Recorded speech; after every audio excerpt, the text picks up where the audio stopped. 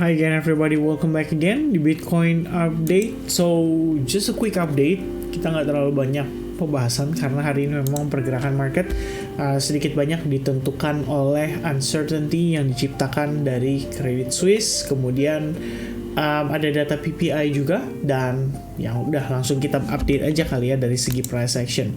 Pertama teman-teman, please take note di time frame daily closing kemarin menunjukkan adanya tail candle yang begitu panjang. Ini adalah pembahasan di video Bitcoin lebih kurang tadi siang ya waktu saya update. And then posisi menjelang closing hari ini kita ngelihat ada follow up rejection ya dari sisi sellers. Jadi secara close candle di sini tampak membentuk bearish spinning top di area resistance, dan ini berarti bisa menjadi indikasi bahwa market ada possibility untuk masuk ke fase koreksi dan mungkin akan testing ke level EMA 21 maupun EMA 8-nya. Karena memang kalau kita lihat ini posisinya sudah overstretch ya. Sama kayak posisi di sini overstretch, dan dia recover dulu atau pull back dulu sampai nge-retest ke area EMA-nya. Nah, itu bisa menjadi satu take note penting buat kita pantau sama-sama kali ini. Nah, berikutnya langsung aja ke time frame hourly.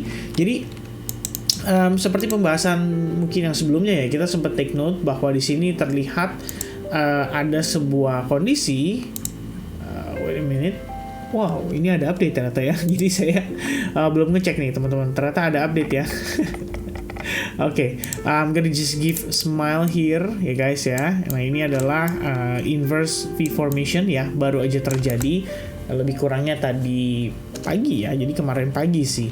After rejection begitu kencang, terjadi penurunan begitu signifikan, dan akhirnya harga hanya tersideways aja di dalam sampai akhirnya terjadi breakdown ya. Jadi breakdown itu tadi sempat kena fake out di PPI, habis itu dia pullback, bukan sekadar pullback tapi dia turun lagi sampai dia create yang namanya lower low. At least dari sisi body candle kalian bisa lihat bahwa posisinya si Bitcoin itu udah breakdown ya dari area ini yang tadi ya tersideways nih. Jadi kalau saya sempitkan ya kira-kira seperti ini ya, dia turun, create base, and then dia drop lagi, dia udah confirm lah. Kalau saya bilang sih ini harusnya ya, melihat pergerakan seperti ini, mungkin impact dari Credit Suisse juga bisa ngebawa Bitcoin untuk turun lebih jauh. Dan kalau teman-teman perhatikan di sini, seandainya kalian mau connectin ini menjadi sebuah possibility of chart pattern head and shoulders, ini juga nggak salah ya. Kita ngelihat ada proses retest, jadi break and retest, and then dia turun lagi. Jadi jatuhnya memang kalau kita lihat secara jangka pendek, ada probabilitas harga Bitcoin itu menjadi lebih tinggi ya untuk dia turun dulu, retest ke area demand zone-nya.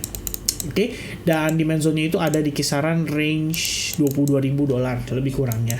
Oke, nah please take note teman-teman, ini kita belum bener-bener totally break ya. At least kalau misalkan berdasarkan area lowest di sini itu kita belum bener-bener break, but from this area itu kita udah confirm dia create new low level. Jadi kalau menurut pandangan saya, kita coba lihat dulu nih bagaimana reaksinya Bitcoin ketika dia retest ke area EMA 21 ya. Di sini bakal jadi penentuan kalau menurut saya. Seandainya dia bisa pullback, dia recovery dan break lagi dari area ini berarti ada possibility kita udah siap untuk rally lagi.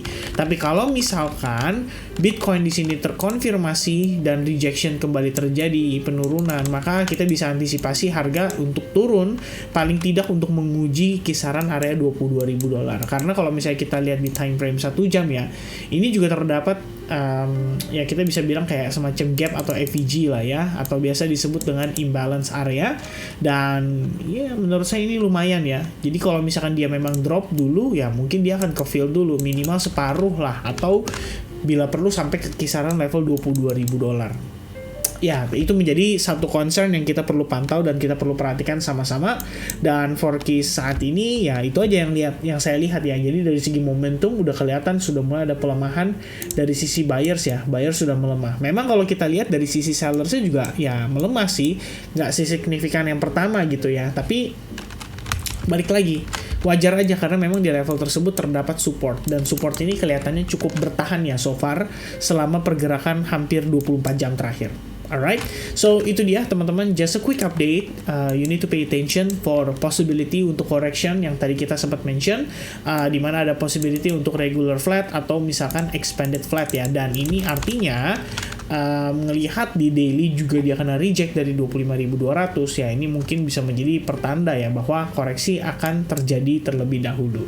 Oke, nah di sisi lain seandainya kita ngelihat ini sebagai sebuah possibility of cup and handle pattern, itu juga bisa berpotensi terjadi.